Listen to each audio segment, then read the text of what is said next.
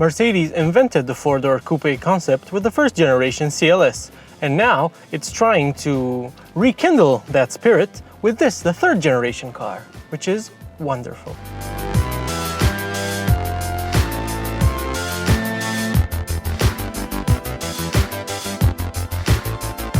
This third generation CLS is a strikingly styled E-Class based executive sedan. But while it may use the same underpinnings as the more pedestrian E-Class, it looks completely different and much closer to the four-door AMG GT model. What's important about this CLS is that it debuts Mercedes' new six-cylinder, or rather straight-six, diesel engines. This 400D model is actually the most powerful diesel Mercedes has ever made, pushing out 340 Euro horsepower and 700 Nm torque, which can catapult it to 100 km an hour in 5 seconds dead, which is pretty fast.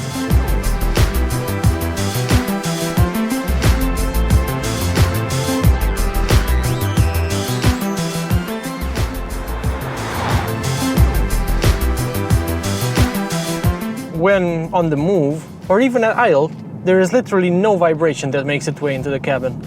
And in the case of this E400D, I mean CLS 400D, the 700 Newton meters of torque give this car one hell of a shove. I mean, calling it brisk would be an understatement. And launching it off the line is really quite a dramatic thing. The gearbox also shifts quite well in Sport Plus mode. You even get a nice jolt to let you know you've selected Sport Plus.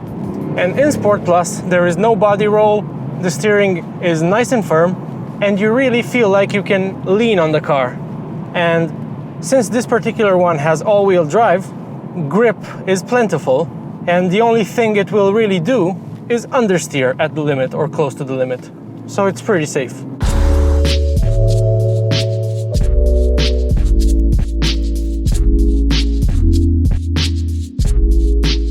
The only transmission option on the new CLS is the 9G-tronic 9-speed automatic gearbox. It's been around for a few years, but it's still one of the best gearboxes out there, and it can morph its character quite dramatically.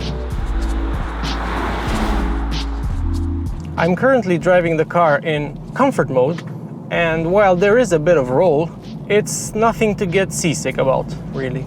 It's definitely no BMW or Jag or any kind of sportier rival. However, put the car in Sport Plus mode and everything instantly tightens up. The steering is always, in whichever mode you happen to be in, very, very direct and precise.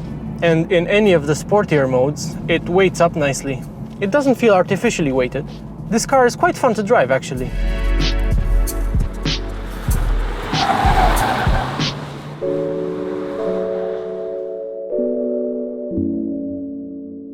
The interior of the CLS is, for the most part, lifted straight out of the E-Class Coupe. And that's not a bad thing by any stretch of the imagination, because the E-Class Coupe was one of the most special places I've ever had the pleasure to sit in. Seating comfort, with the optional active massaging seats, is just superb, and the driving position feels quite sporty too. The interior looks its best with the optional twin 12.3-inch display setup. One is a configurable digital gauge cluster, while the other handles the infotainment, which is excellent and very easy to use. No touch function is offered for the center screen, but you can move through menus using the rotary control or the touchpad located above it, as well as by the touch-sensitive panels on the steering wheel. There are no bad materials inside the CLS, and assembly quality is just superb. Even the harder plastics lower down are surprisingly pleasant to touch. You just feel like you've made the right choice when you're aboard this car. Even if now that I did a few overtaking maneuvers and I'm driving faster, there is some inexplicable wind whistle around the mirrors, which is really strange in a car that, well, it looks this aerodynamic and is this aerodynamic. It starts from around 76,000 euros, but this one has nearly 20,000 euros worth of options. And these options include these fantastic seats with active side bolsters that are working right now as I'm trying to thread the car around this twisty mountain road. When you take a sharp right corner, the left bolster inflates to hold you in place. And in fact, you can manually tighten the bolsters if you feel like you want to hug. These seats are really a very good friend, or they can become a very good friend. You are also a good friend. I will be with you soon. It's okay, CLS. I'm here with you. Like I previously stated, however, this particular vehicle costs nearly 100,000 euros, and despite having 20,000 euros worth of options, it lacks cup holders and parking sensors. And don't think they're expensive. Compared to what this car costs, the 530 odd euros you're asked to pay for the pack that gives you front and rear parking sensors and the around view system, it's not bad. And this car should have it, because while visibility is not the worst, it's not very good either.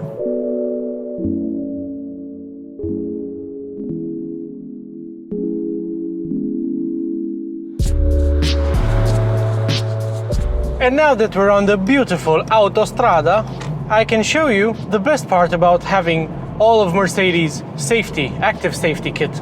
So I set the cruise control to the legal limit, and oh no, there's a car in front of us.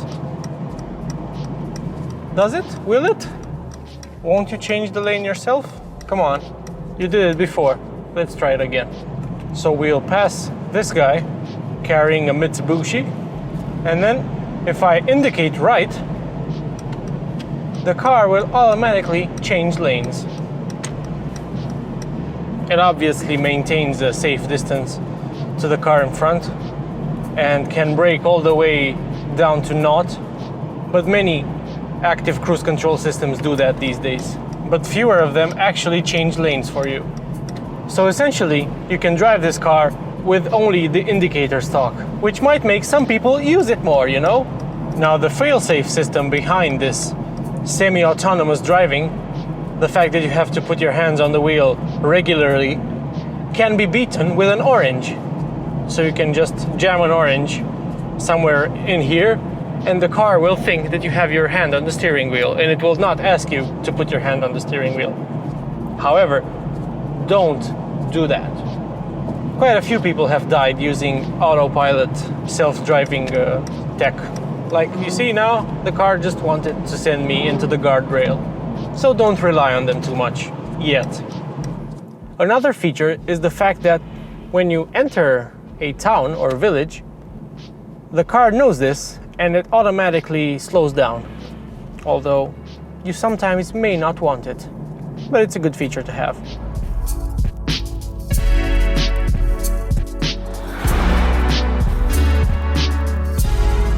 Where this car is at its best is not on twisty roads, although it can handle them more than admirably. It is on the open and fairly straight road that it really shines.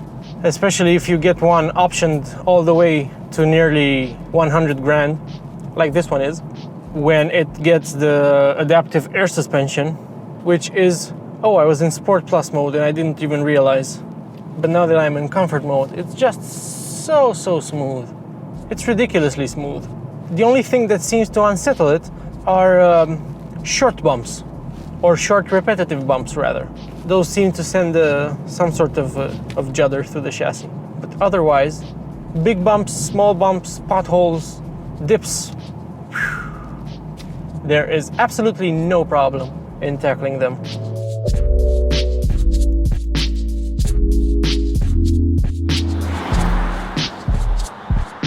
As a practical proposition, this CLS, well, it's not that compelling. You can get a cheaper, bigger E-Class, which will be more comfortable, roomier inside, and be able to carry more bags in the back. On top of all this, the highest performance model in the CLS range is the 53 model. There's no longer a V8 performance option available for it, because you can only get a V8 these days in the 4-door AMG, if you want something that looks like this. But how much more different can it be compared to this? They could just make it harder, give it harder suspension and make it more focused, but that would just compromise it more as a road car. And as a road car, this CLS, with the air suspension, with these optional seats, and the few other options that it has, is great, as long as you're not tall. and don't have excessively voluminous items to fit in the trunk.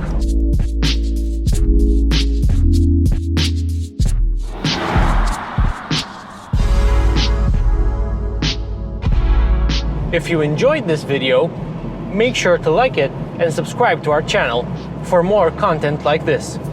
Thanks for watching.